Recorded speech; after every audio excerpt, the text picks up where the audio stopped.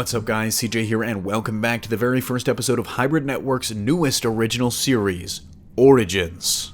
Origins is everything you loved about character bios and more, moving beyond just the pages of comic books to take it to the next level. And we figured what better way to kick off this new series than with an in-depth look at the origins and history of Pennywise, with Stephen King's It debuting in theaters this Friday, September 8th. Pennywise first appeared in Stephen King's critically acclaimed bestseller It in 1986 as a demonic clown preying on the children of Derry, Maine. While It has called Derry home for millennia, it originated in a universe outside of our own, called the Macroverse in the novel and later referred to in the Dark Tower series as the Todash Darkness or Todash Space. The Eldritch Clown has actually lived under the little town for millions of years, somehow sensing that humans would settle there. Over time, it eventually fell into a pattern of emerging every 30 years or so to feed, before returning to its slumber for another 3 decades. In the book, Pennywise famously emerges twice, once in 1957 or 58, and again in 1984 or 85, where he famously battles the Losers Club, a group of misfits and outcasts as children and then 30 years later as adults.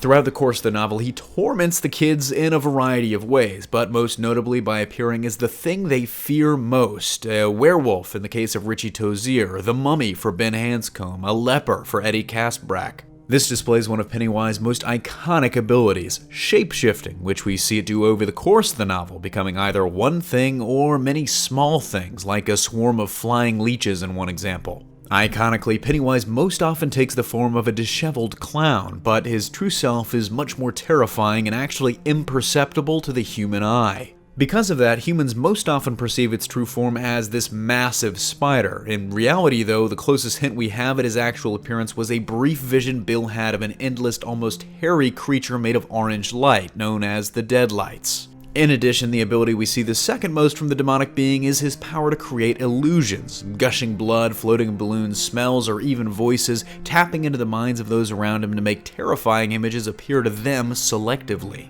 But with all the shape-shifting and illusion-making abilities of Pennywise, you might wonder why he chose the base form of a clown. Well, according to his creator, legendary horror author Stephen King, there's a very specific reason.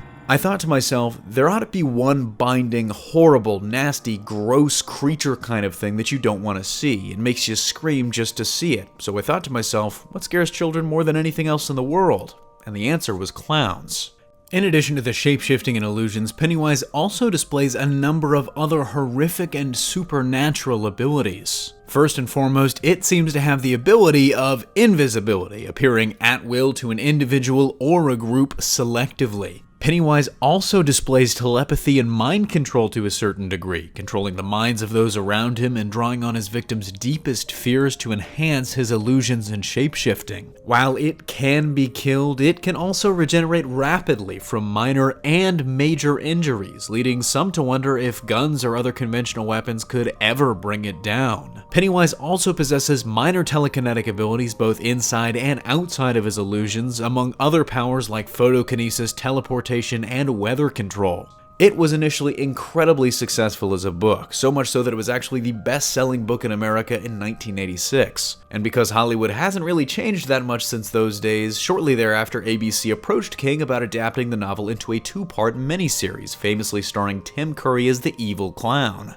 Now, 25 years later, a new adaptation is here, starring Bill Skarsgård as Pennywise in a notably less campy version of the character, and the adaptation as a whole promises to be maybe a little more accurate to the book than its predecessor. Recommended reading and viewing for Pennywise is a little limited, which makes it super easy for me to recommend stuff for you. Of course, for the full story, be sure to check out the original Stephen King novel. It's really a classic, and honestly one of King's best and most iconic works. And if you're interested, you could also check out that first miniseries, which you can find most places packaged as a single movie. It shies away from some of the more mystical aspects of the story, like the turtle and Pennywise being from the Microverse, but overall it's very memorable for Tim Curry alone. But be sure to check out our review of that on Friday, and stay tuned throughout the week for the debut of our other new original series. Don't forget to smash that like if you like what you saw, subscribe for more great content every single day, and consider turning on your notifications to be alerted every time we upload a new video. Signing off, this is CJ, and I'll see you next time.